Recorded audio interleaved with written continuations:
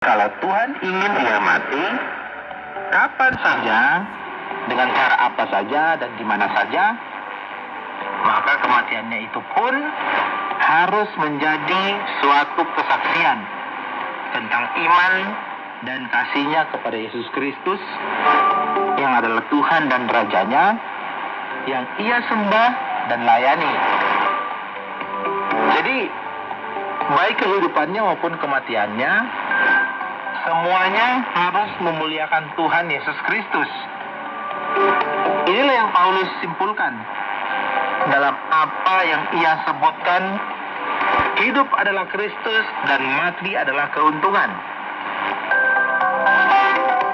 Dia juga mengatakan bahwa dirinya didesak dari dua arah, yakni pergi sekarang, yang maksudnya mati, dan diam bersama-sama Kristus di surga,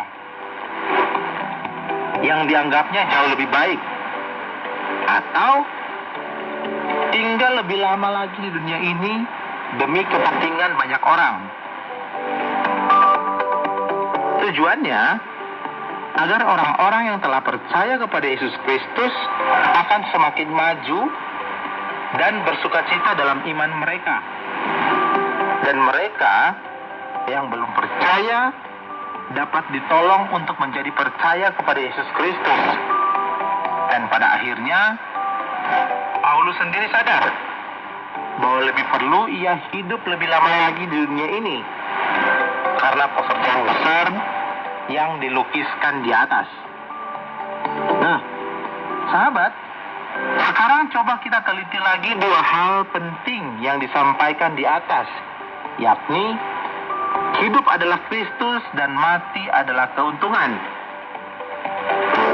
Memang judul pembahasan kita ini, mati adalah keuntungan, agak sulit dibiarkan berdiri sendiri. Terlepas dari kalimat utuh Rasul Paulus, hidup adalah Kristus dan mati adalah keuntungan.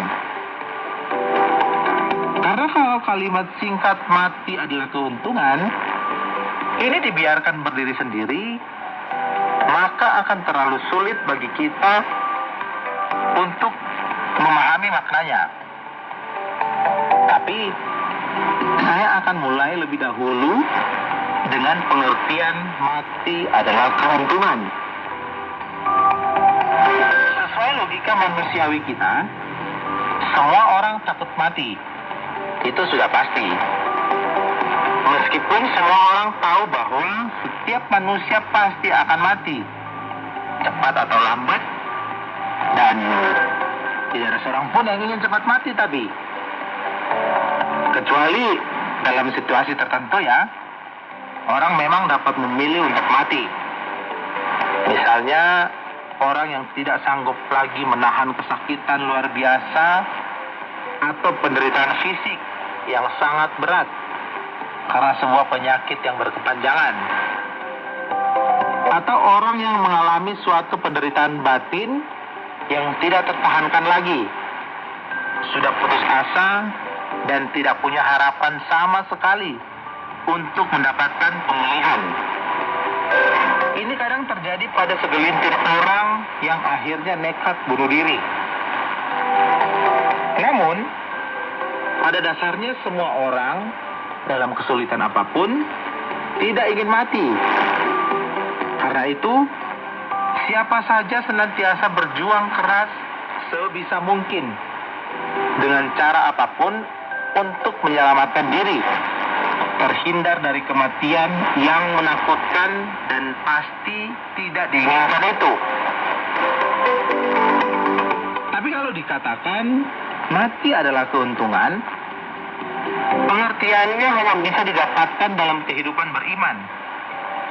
Suatu kehidupan dalam hubungan pribadi, seorang beriman dengan Tuhan yang diimaninya. Mati adalah keuntungan adalah sebuah statement yang harus diakui tidak logis bagi manusia yang manusiawi, yaitu mereka yang masih hidup di luar Tuhan atau di luar iman kepada Tuhan. Sekarang kita mengerti bahwa statement mati adalah keuntungan yang diungkapkan oleh Paulus ini memang tidak bisa berdiri sendiri tanpa kalimat sebelumnya yang diungkapkan Paulus, yaitu hidup adalah Kristus. Lalu apa artinya hidup adalah Kristus?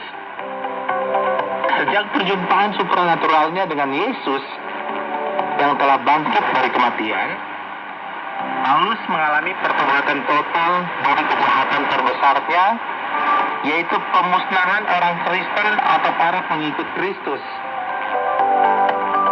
Ia menyadari bahwa ia telah menyiksa dan menganiaya Yesus Kristus.